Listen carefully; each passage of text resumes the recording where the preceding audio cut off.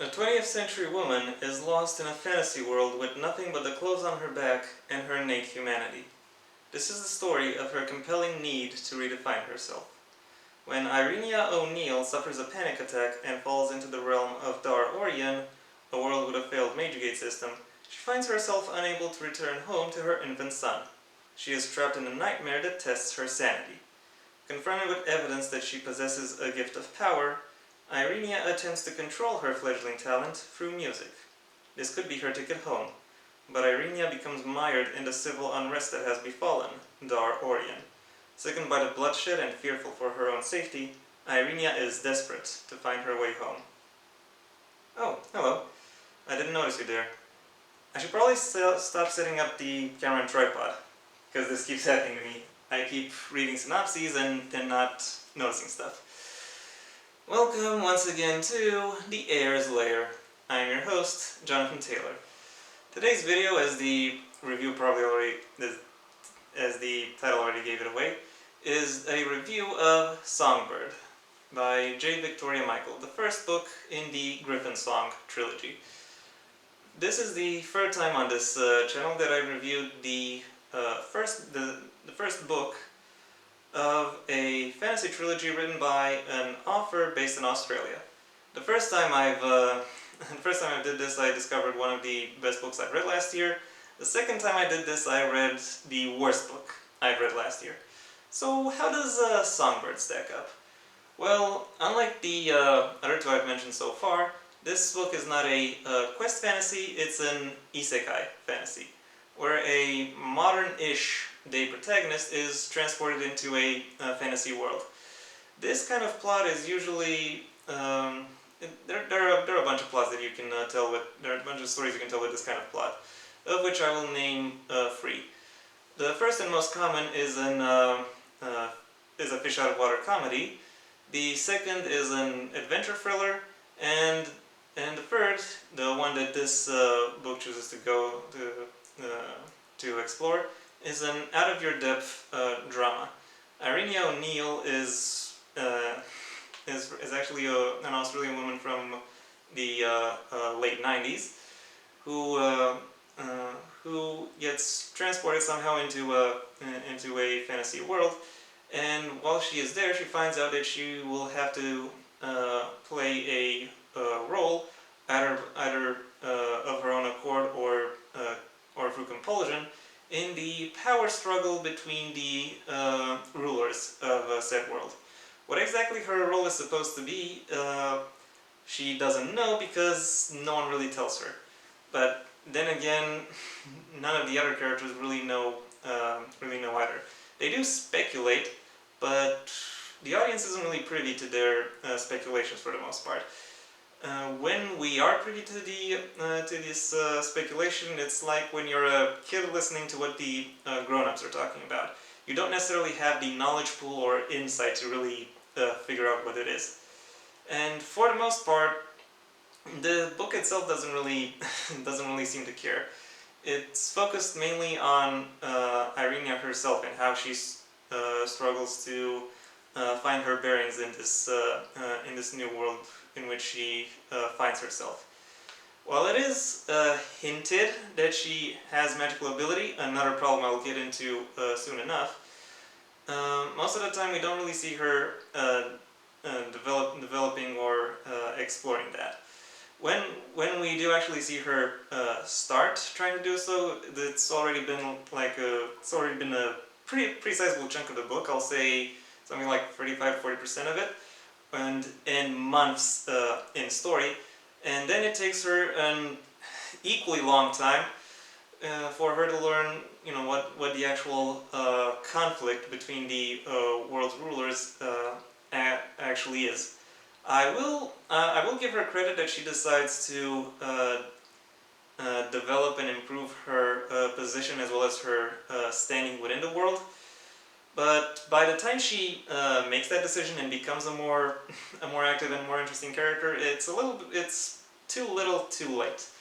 I would have expected a main character like Charlotte from the Truth Teller, which I've reviewed over here, to be this passive. But then again, Charlotte is 10. Of course she wouldn't have as many opportunities to be active as a grown-ass woman with a kid of her own. But still, even then, Charlotte is not, just a passive character. She still acts insofar as she can act. She's much more composed and much more perceptive than Irenya is, unfortunately. This book suffers majorly from what I will call Twilight Syndrome, where the blandness, I said, of the main character, or main characters, case-by-case basis, harms every other aspect of an otherwise very interesting story. You could argue that this book comes across this way because Irenya is going through some mental health issues, but given how much time as the reader spends in her head, you ironically do not really get much of that. Like, I don't really see her struggling with the consequence of her decisions, or wrestling with her emotions, or being otherwise stopped from pursuing any of her own decisions. And I really would have needed to see that if you really want to say that is something that comes in her way. Speaking of this, it is hinted to some extent that her mental illness is in some way connected to her magical ability, or at least the book leaves that possibility open, which I don't think you need me to tell you is a problematic trope for a wide variety of reasons. That being said, is there anything about this character and the way she is presented that actually makes her interesting or endearing? Well, yeah, there actually is. I will say, for all her faults, Irenya is very good at mending and assessing relationships, both her own and those of the people around her, which allows her to build connections and that allow her to better integrate into the Archprince's court, where she spends most of the novel. Also, her interest in and knowledge of music is explored and revealed in a very natural, very believable way. So yeah, that was well done.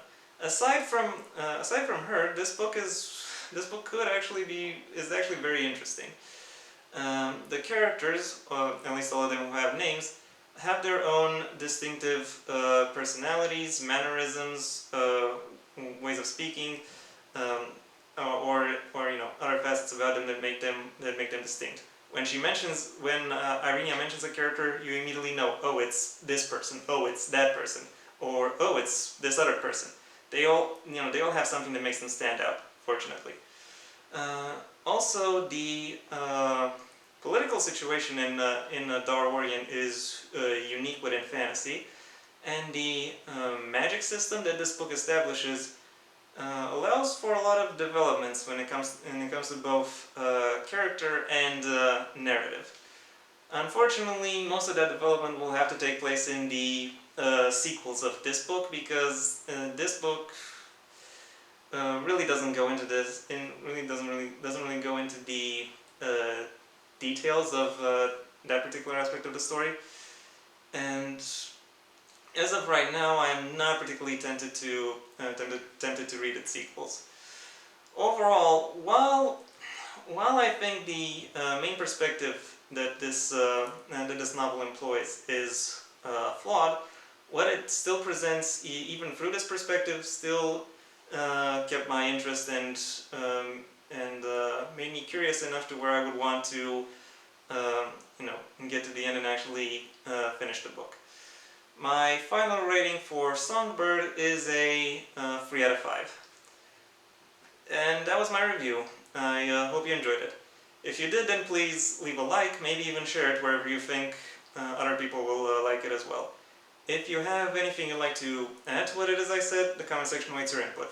And if you want to see when my next video gets released, well then, please subscribe.